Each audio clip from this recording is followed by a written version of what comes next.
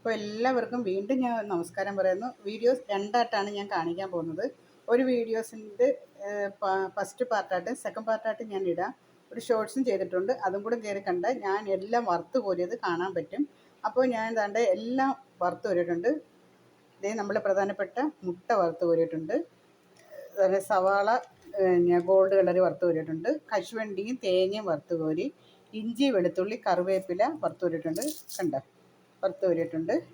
പിന്നെ വറ്റൽമുളക്, പിന്നെ നമുക്ക് മുട്ടയ്ക്ക് ആവശ്യമുള്ള കാശ്മീരി മുളക് പൊടി ഒരു 3 സ്പൂൺ, മഞ്ഞൾപ്പൊടി 1 സ്പൂൺ, മല്ലിപ്പൊടി 2 സ്പൂൺ, പിന്നെ കുറച്ച് പെരിഞ്ജീരകം, ചെറിയ ജീരകം, കുരുമുളക്.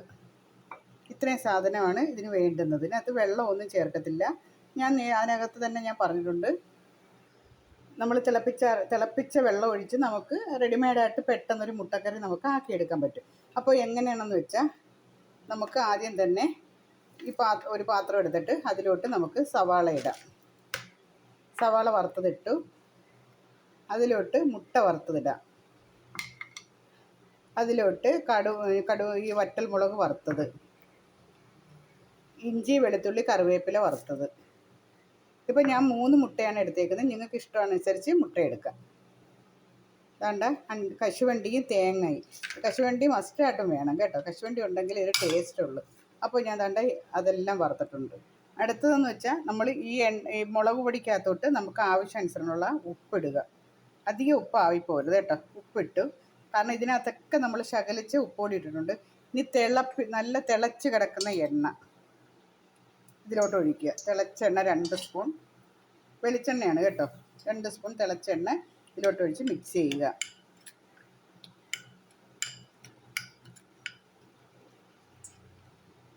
ആ തിളച്ച എണ്ണയ്ക്കകത്ത് മിക്സ് ചെയ്തെല്ലാം വെക്കുക. അതങ്ങോട്ട് മാറ്റി വെച്ചിട്ട് നമ്മളെ കുരുമുളക്, ചെറിയ ജീരകം, പെരിഞ്ജീരകം ഇതെല്ലാം കൂടെ വേറൊരു പാത്രത്തിലോട്ട് ഇടുക. അതിലോട്ട് നമ്മൾ കുറച്ച് ചൂടായ എണ്ണ ഒഴിക്കുക.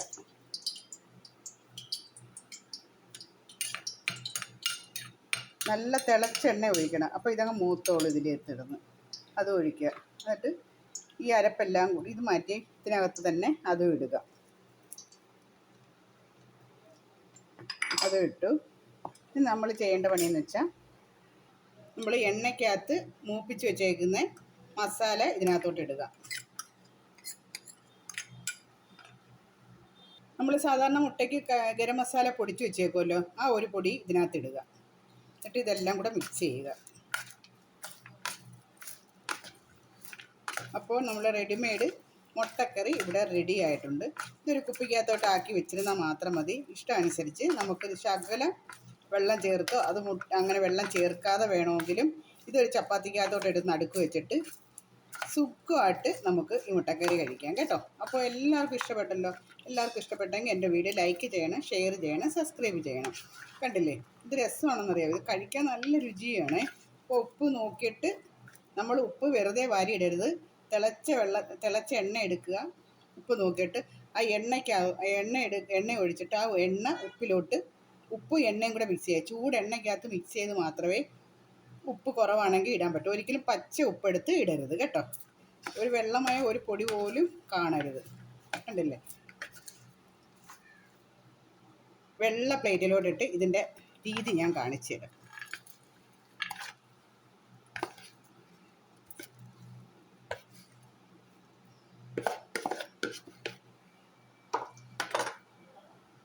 കണ്ടില്ലേ, റെഡിമെയ്ഡ് മുട്ടക്കറി ഇവിടെ റെഡി ആയിട്ടുണ്ട്. എല്ലാവരും ഇത് ചെയ്ത് നോക്കണം. നല്ല ടേസ്റ്റാണ്, ഒന്നും പ്രശ്നമൊന്നുമില്ല. ദേ ചപ്പാത്തി എടുക്കുക.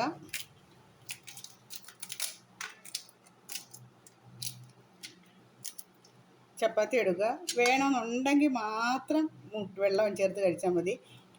കൊണ്ട് നടന്ന് നമുക്ക് കഴിക്കാൻ പറ്റും.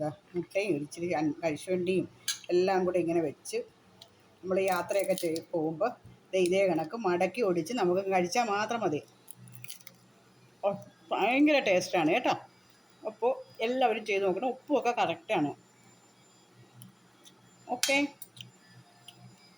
കണ്ടില്ലേ, ഒരു കുപ്പിപ്പാത്രത്തിനകത്താക്കി നല്ല അടച്ചങ്ങ് സൂക്ഷിച്ച് വെച്ചിരുന്നാൽ മതി. നമുക്ക് അടിപൊളിയായിട്ടൊരു മുട്ടക്കറി ഇവിടെ റെഡി ആയിട്ടുണ്ട്. ഓക്കെ, അടുത്തൊരു വീഡിയോസുമായിട്ട് അടുത്ത ദിവസം കാണാം. അതുവരെ എല്ലാവർക്കും നമസ്കാരം.